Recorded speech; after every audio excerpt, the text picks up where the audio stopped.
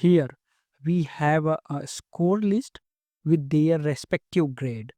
Now we have a set of names with their scores, and we need to determine their grades based on the grading system.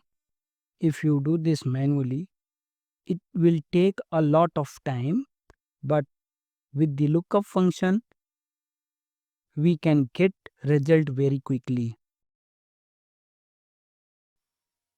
Let's apply the lookup function. First, type equal lookup and select the lookup value, which is the score.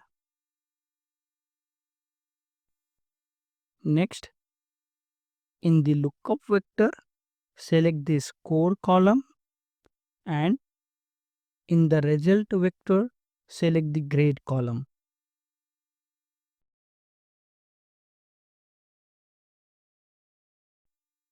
Now, press enter and just drag the formula down to fill the remaining cells. And there you have it. The grades are assigned very quickly without any manual efforts. Try this trick in your Excel sheet and save the time.